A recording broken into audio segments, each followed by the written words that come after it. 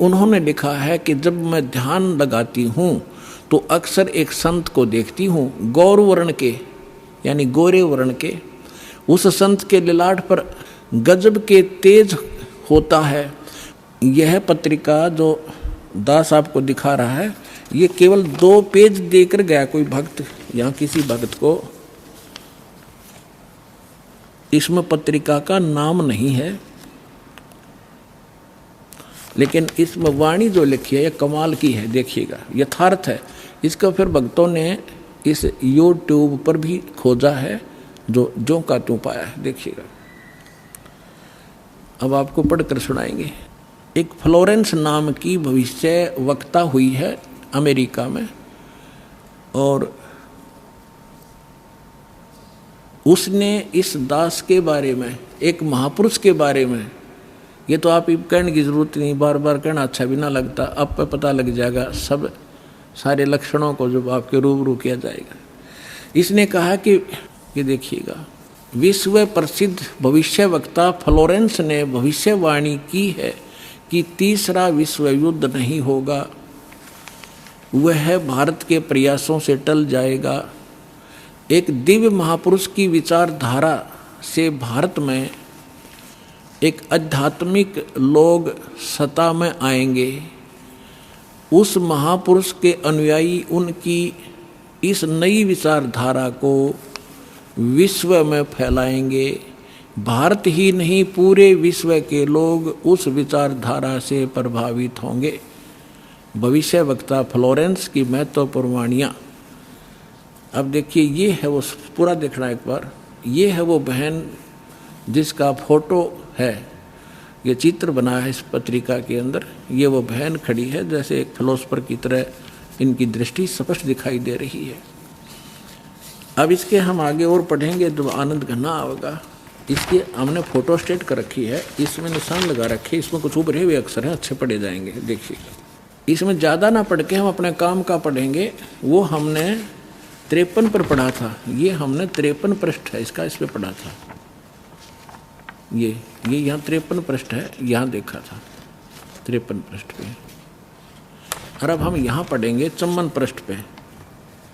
ये 54 पृष्ठ है। अब देखिएगा यहाँ क्या लिखा है।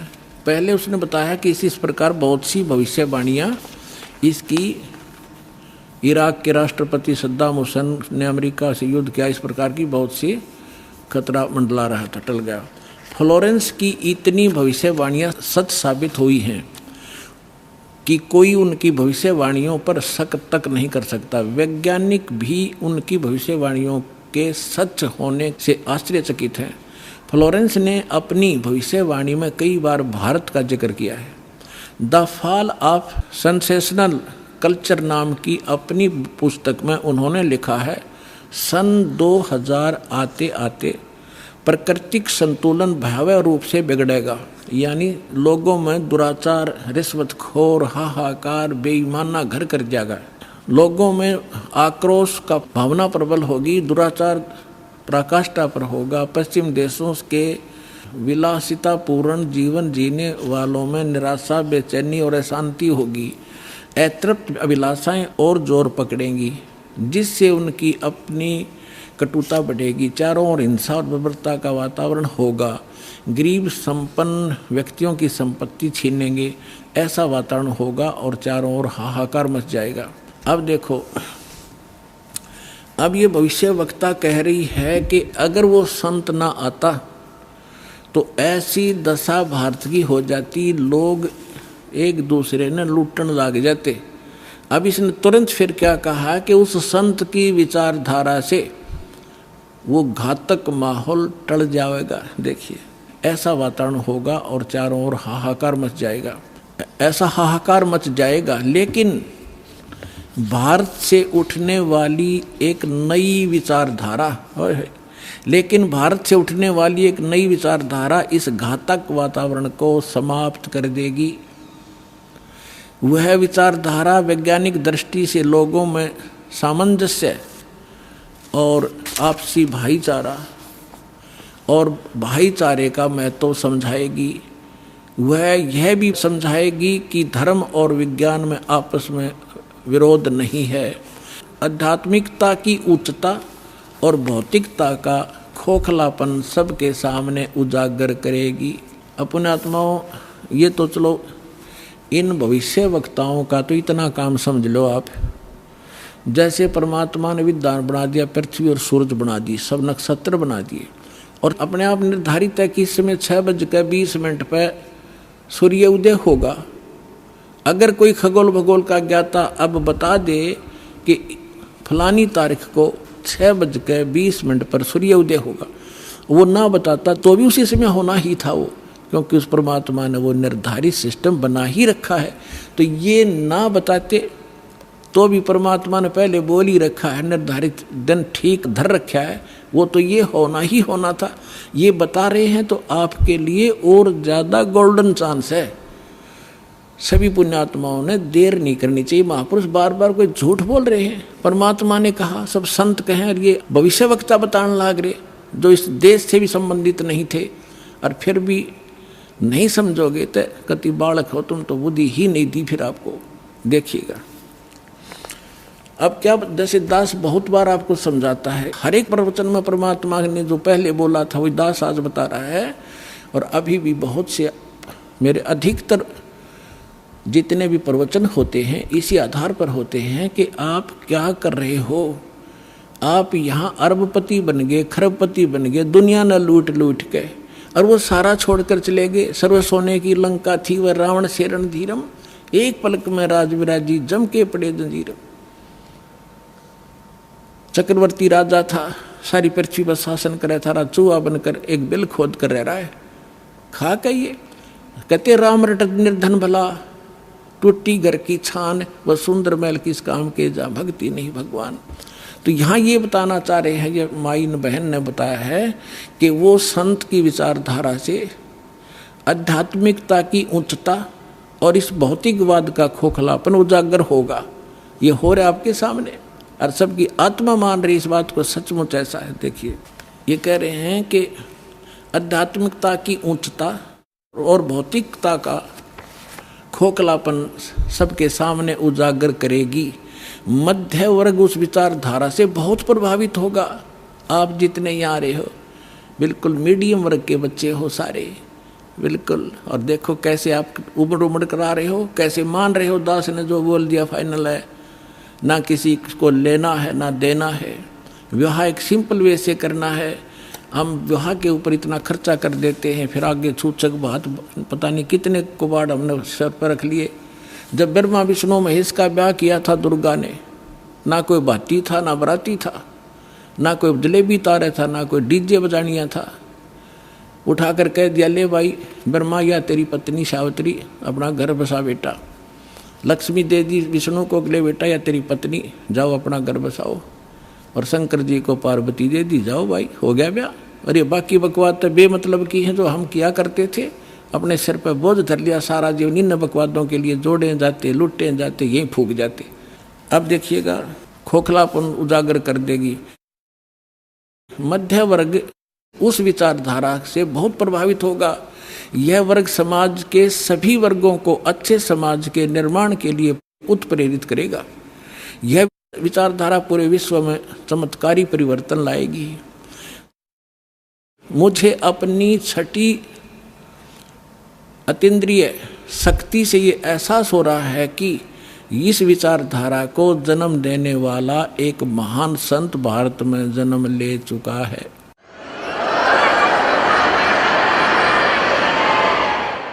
ये देखिएगा यहाँ लिखा है कि एक पत्रकार ने 1964 में फ्लोरेंस से पूछा था और 1980 की शुरुआत तक व्यापक उथल-पुथल 80-89 के बाद ऐसे भूकंप आएंगे कि न्यू जर्सी का कुछ हिस्सा तथा यूरोप और एशिया के कई देशों के स्थानों पर भूकंप से विदीर्ण हो जाएंगे, कुछ जलमग्न हो जाएंगे। तृतीय विश्व युद्ध का आतंक सबके दिमाग में बैठ जाएगा। वे इस युद्ध की तैयारी कर लेंगे, लेकिन भारतीय राजनेता नहीं संत की तरफ से शिकार है, तीसरे युद्ध से वो समाप्त कर दें। तो 1964 तक यह जीवे थी। 1964 में तो ये युवा थी जो बता रही थी 10, 20, 30 वर्ष और भी रहेगी, 94-95 तक यह जीवे थी। तो इसने उस समय बता दिया था, 1964 में भी इसने बता दिया था कि उसका जन्म हो चुका है। और उसको दृष्टि आगे की जो वर्तमान का जो दास की स्थिति थी अब की है वो भी दिखाई देती। देखिएगा, मुझे अपनी छठी अंतीन्द्रिय यानी अंदर के आभास से शक्ति से ये एहसास हो रहा है कि इस विचारधारा को जन्म देने वाला वह महान संत भारत में जन्म ले चुका है। उस संत के ओजस्वी व्यक्तित्व का प्रभाव सबको चमत्कृत करेगा। उसकी विचारधारा अध्यात्म के कम होते जा रहे प्रभाव को फिर से नई स्फूर्ति देगी। चारों ओर आध्यात्मिक वातावरण होगा। ओए होए, दास बार बार कहता रहा है कि यदि परमात्मा इस दास के माध्यम से फिर से अपनी यथार्थ भक्ति नहीं प्रारंभ करते तो आने वाले 50 वर्ष के बाद हिंदुस्तान में कोई राम कहानियाँ नहीं पाओ, ऐसी हाहाकार मच जाती। तो इसमें यही कहा है कि वो फिर गिरते हुए अध्यात्म सत्र को फिर से उभारेगा, इसका ये भावार्थ है। उस संत के ओजस्वी व्यक्तित्व का प्रभाव सबको चमत्कृत करेगा। उसकी विचारधारा अध्यात्म के कम होते जा रहे प्रभाव को फिर से नई स्फूर्ति देगा। चारों ओर आध्यात्मिक वातावरण होगा। संत की विचारधारा से प्रभावित लोग विश्व के कल्याण के लिए पश्चिम की ओर चलेंगे। धीरे धीरे एशिया, यूरोप, अमेरिका पर पूरी तरह छा जाएंगे। उस संत की विचारधारा से पूरा विश्व प्रभावित होगा। उनके चरण चिन्हों पर चलेगा। पश्चिमी देश के लोग उन्हें ईसा, पश्चिमी देश के लोग अमेरिका, इंग्लैंड आदि उन्हें ईसा, मुसलमान उन्हें एक सच्चा रहनुमा और एशिया के लोग उन्हें भगवान का अवतार मानेंगे। उस महासंत की विचारधारा से बौद्धिक क्रांति आएगी। बौद्धिक माने अच्छी बुद्धिमान लोग उसके साथ होंगे। देखो, बुद्धिजीवियों की मान्यताएं बदलेंगी। जो ये अंग्रेज पाके बैठे बड़े बड़े अफसर कहते हैं नवी सोचने पर विवश होना पड़ेगा कि तुम कर क्या रहे हो, करना क्या चाहिए था। बुद्धिजीवियों की मान्यताएं बदलेंगी, उनमें ईश्वर के प्रति श्रद्धा और विश्वास की कोपलें फूटेंगी। फ्लोरेंस के अनुसार वह संत भारत में जन्म ले चुके हैं। वह इस संत से काफ़ी प्रभावित थी।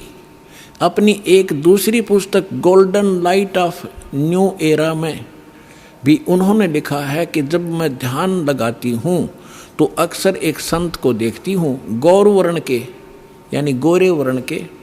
उस संत के ललाट पर गजब के तेज होता है। उनके ललाट पर आकाश से एक नक्षत्र के प्रकाश की किरणें निरंतर बरसती रहती हैं। ओए होए, अपने आत्माओं, आप देखिएगा ये इस तरह आती हैं ये जैसे परमात्मा बैठे हैं सतलोक में, वहाँ से इस दास के ऊपर ये ऐसी अपनी किरण बरसा रहे हैं। यहाँ से आकाश से आ रही है और दास के ऊपर परमात्मा की शक्ति निरंतर चल रही है। उसी से आगे आपको कनेक्शन दिया जा रहा है। अब उसी को ये बहन बता रही है फ्लोरेंस अपनी दिव्य दृष्टि से देख कर के उसके ऊपर माथे पर यानी उसके सिर पर ऊपर से आकाश से नक्षत्रों से एक लाइट निरंतर आ रही है जो उसके माथे पर बरस रही है और वही शक्ति आगे आप में जा रही है। देखिएगा, जब मैं ध्यान लगाती हूँ तो अक्सर उस एक संत को देखती हूँ गौर वर्ण के। अब देखो यहाँ थोड़ा सा लिखना भूल गया, फिर इन भक्तों ने अपना न एक बुक इसने बताई है। देखिएगा, एक दूसरी पुस्तक golden light of new era, ये एक बुक है। इस बुक के आधार से भक्तों ने एक वेबसाइट से निकाला है, वेबसाइट से इसकी है, इंग्लिश में है उसकी वाणी। वो इस प्रकार देखिएगा, यही है, I can clearly visually A golden era divine. वो कहती है मैं देखती रहती हूँ। यहाँ देखना, यहाँ पर है जो हिंदी उसने किया वो यहाँ से है। When I enter great flights of meditation I visualize, मैं देखती हूँ। ये क्या कहती है बहन कि जब मैं ध्यान की गहन ऊंचाइयों को छूती हूँ, यानी जब मैं ऊपर उड़ती हूँ ध्यान से, तो मैं क्या देखती हूँ। देखिएगा, When I enter great flights of meditation, I visualize such a great sant who is fair skinned, यानी फेयर skinned माने साफ वर्ण का, गौर वर्ण का, with white hair, उसके बाल सफेद हैं, white hair, and without a beard and mustaches, वो बिना दाढ़ी मूंछ का है।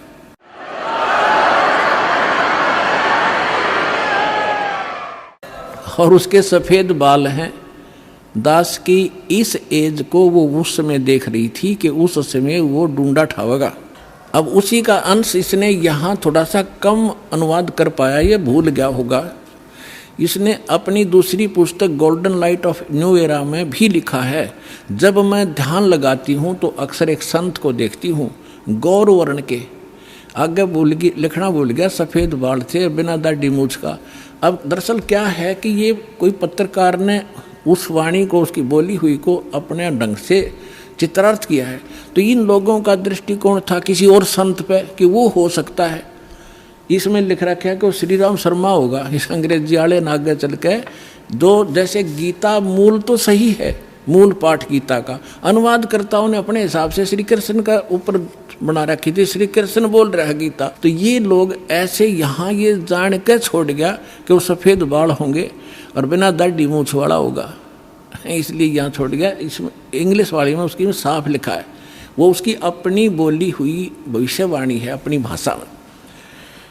यहाँ देखिएगा, जब मैं ध्यान लगाती हूँ तो अक्सर एक संत को देखती हूँ, गौर वर्ण के। उस संत के ललाट पर गजब के तेज होता है, उनके माथे पर, ललाट पर आकाश से एक नक्षत्र के प्रकाश की किरणें निरंतर बरसती रहती हैं।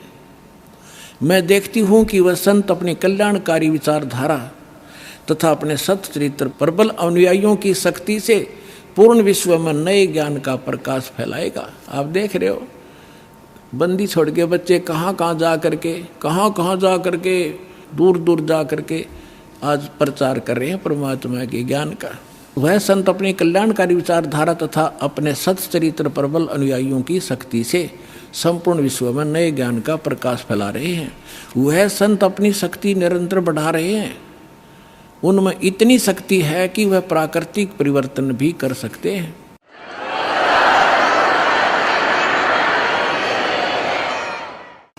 वह अपना कार्य वैज्ञानिक ढंग से करेंगे। उनकी कृपा और प्रयत्न से मानवीय सभ्यता में नई जागृति आएगी। विश्व के समस्त जनसमूह में नई चेतना का संचार होगा। लोक शक्ति का एक नया रूप उभर कर सामने आएगा, जो सत्ताधारियों की मनमानियों पर अंकुश लगा देगा। जो राजा लोग अपनी मनमानी बकवाद करते हैं, उस संत के अनुयायी उनको विवश कर देंगे कि बंदे बनकर रहो, बकवाद बहुत दिन कर ली तुमने। विश्व के समस्त जनसमूह में नई चेतना का संचार होगा। लोक शक्ति का एक नया रूप उभर कर सामने आएगा, और जो सत्ताधारियों की मनमानियों पर अंकुश लगा देगा, राजनेताओं के ऊपर। मनोचिकित्सक तथा सम्मोहन कला के विश्व प्रसिद्ध ज्ञाता डॉक्टर मोरे बर्स्टीन की फ्लोरेंस से अच्छी दोस्ती थी। एक बार फ्लोरेंस ने उनसे भी कहा था कि डॉक्टर, वह समय बड़ी तेजी से निकट आ रहा है जब सत्ता लोलुप्त राजनेताओं की अपेक्षा आप जैसे समाज सेवकों की बातें अधिक ध्यान से सुनेगा। 21वीं सदी के आते आते एक नई विचारधारा पूरे विश्व को प्रभावित करेगी। हर राष्ट्र में सचित्र धार्मिक लोगों का संगठन लोगों के दिमाग में बैठी गलत मान्यताओं को बदल देगा। यह विचारधारा भारत से प्रस्फुटित होगी, भारत से चलेगी और विश्व के पूरे देशों में फैलेगी। मैं उस पवित्र स्थान पर एक प्रचंड तपस्वी को देख रही हूँ, जिसका तेज बड़ी तेजी से फैल रहा है। मनुष्य में सोए देवताओं को जगाने तथा धरती को स्वर्ग जैसा बनाने के लिए वह संत दिन रात प्रयत्न कर रहे हैं। एक पत्रकार ने 1964 में फ्लोरेंस से पूछा था कि क्या वह दुनिया का भविष्य बता सकती है। फ्लोरेंस ने इसके बाद जवाब में कहा था 1980 में ये होगा, 1990 में ये होगा, सारा कुछ बताया था। ठीक, आगे क्या बताया है कि तीसरा विश्व युद्ध के शुरू होने तक भारत के शासन की बागडोर, ये कहते हैं कि विश्व युद्ध का आतंक सबके दिमाग में बैठ जाएगा और भारतीय राजनेता अपने प्रभाव और बुद्धि से तीसरे विश्व युद्ध को टालने में सफल हो जाएंगे। तीसरे विश्व युद्ध के शुरू होने तक भारत के शासन की बागडोर आध्यात्मिक वृत्ति के लोगों के हाथ में होगी, इसलिए उनके प्रभाव से विश्व युद्ध टलेगा। वे शासक एक महान संत के ओजस्वी तथा क्रांतिकारी विचारधारा से प्रभावित होंगे। वे उस संत के प्रति उसी तरह समर्पित होंगे जैसे वाशिंगटन स्वतंत्रता एवं मानवता के प्रति समर्पित थे। न्यू जर्सी की रहने वाली, न्यू जर्सी कोई शहर है अमेरिका में, न्यू जर्सी की रहने वाली फ्लोरेंस सचमुच एक विलक्षण महिला थी। एक बार नोबेल नामक एक व्यक्ति ने, इसने ये बताना चाहा, पत्रकार ने दिखाना चाहा है कि एक पत्रकार था अमेरिका का और वो इसका इंटरव्यू ले रहा था और वो इंटरव्यू टीवी पर चला रखा था डायरेक्ट लाइव। ये पूछ रहा कि तो आप एक संत के बारे में तो बहुत बता रही हो, लेकिन मेरे बारे में बताओ कुछ। जो प्रकरण इतना ही जिसमें ना पढ़ के मैं वैसे बता दूं, जल्दी निमट जाएगी बात। तो फ्लोरेंस ने कहा कि तेरे विषय में बताऊं। उसका दायां हाथ पकड़ा और उसने कहा कि आप जो है किसी दूसरे राज्य में भी प्रचार प्रसार करेगा। तो वो कह रहा था, उसने इसमें लिखा है कि मैं उससे कह रहा था कि तू भला मजाक कर रही है मेरे साथ। अगर इस इंटरव्यू को मेरी महकमे वाले सुन रहे होंगे, मेरे बॉस, तो मुझे नौकरी से निकाल देंगे। दूसरे में प्रसार तो नहीं होगा पर मैं नौकरी से जाता रहूँगा। तू क्या मजाक कर रही है। उसी समय मेरे हेड ऑफिस से टेलीफोन आया और मेरे लिए ही था, मैंने उठाया। मेरा बॉस कह रहा था कि मैं तुम्हारा इंटरव्यू देख रहा हूँ, मैं हैरान हूँ कि हमने निश्चय कर लिया है आपको न्यूयॉर्क के अंदर प्रचार प्रसार के लिए भेजना है। कल ही इसका डिक्लेयर करेंगे, फाइनल हो चुका है। मैं हैरान हूँ, तुम्हारा इंटरव्यू मैं सुन रहा हूँ कि फ्लोरेंस को कैसे पता चला और आप जल्दी आ जाइए, आपको वहाँ भेज रहे। तो ये कहने का तात्पर्य है, वो इंटरव्यू लेने वाला ये कह रहा है उसकी इतनी सटीक भविष्यवाणी थी तो वही कह रही है जो संत के बारे में उसकी झूठी नहीं हो सकती। अब देखिए, अब यहाँ देखिएगा, ये मैंने छोड़ दिया, यहाँ वही बता रहा था। ये टीवी के कार्यक्रम के दौरान उनसे बोला, मैं बोला, पत्रकार कह रहा है, आप भारत में जन्म ले चुके संत के बारे में तो अक्सर बताती रहती हो, मैं अपने बारे में भी कुछ जानना चाहता हूँ, बताइए। फ्लोरेंस ने उसके दाहिने हाथ को थाम लिया और बोली, आप बहुत जल्दी किसी दूसरे राज्य में प्रसारण करेंगे। नोबेल ने एक प्रसारण सेवा के, वो एक कर्मचारी थे उस प्रसारण सेवा के, इस बात पर हंसने लगे। कुछ सेक्शन बाद बोले कि आपने मुझसे अच्छा मजाक किया। यदि हमारी कंपनी के अधिकारी इस कार्यक्रम को देख रहे होंगे तो दूसरे राज्य में तो जाऊंगा या नहीं, फिलहाल अपनी कंपनी से तुरंत निकाल दिया जाऊंगा। फिर पीछे घोषणा ये लिख दिया उसने कि वहाँ, अब कहते नोबेल के जब फ़ोन पर उठाया तो उसने बताया कि हमने न्यूयॉर्क के प्रसारण का काम शुरू करने का निर्णय लिया है, वहाँ तुम्हें भी भेजा जाएगा। अभी यह बात गुप्त रखना, इसकी घोषणा कल की जाएगी। मैं टीवी पर फ्लोरेंस के साथ तुम्हारी बातचीत देख रहा था, वो बॉस बोल रहा है। फ्लोरेंस ने तुम्हारे विषय में जो बताया वो पूरी तरह सच है। आश्चर्य है कि यह बात कैसे मालूम होगी। नोबेल फ्लोरेंस का चेहरा देखता रह गया। अब उस लड़की में इतनी सटीक भविष्यवाणी ये सिद्ध की इसने, और उसी ने उस संत के बारे में की। आगे फिर देखना, कुछ पत्रकारों ने उनसे एक बार पूछा था कि वह भविष्य को कैसे देख लेती है तथा गायक व्यक्ति या वस्तुओं का पता कैसे लगा लेती हैं। तो फ्लोरेंस ने बताया, मुझे स्वयं नहीं मालूम कि यह कैसे संभव हो जाता है। मैं भविष्य के विषय में एक बहुत महत्वपूर्ण बात बता रही हूँ। बार बार कहा करती वह कि 20वीं सदी के अंत में भारतवर्ष में 1997 के आसपास एक प्रकाश निकलेगा। वह प्रकाश पूरी दुनिया को उन दैवी शक्तियों के विषय में जानकारी देगा जो अब तक हम सभी के लिए रहस्यमय बनी हुई थी। एक दिव्य महापुरुष द्वारा यह प्रकाश पूरे विश्व में फैलेगा। वह सभी को सतमार्ग पर चलने की प्रेरणा देगा। समस्त दुनिया में एक नई सोच की ज्योति फैलेगी। जब मैं ध्यान अवस्था में होती हूँ तो अक्सर यह दिव्य महापुरुष मुझे दिखाई देते हैं। फ्लोरेंस ने एक बार कहा, इस संत या दिव्य महापुरुष का जिक्र किया है, साथ ही यह भी बताया है कि उत्तरी भारत के एक पवित्र स्थान पर वह मौजूद है, बरुआला में।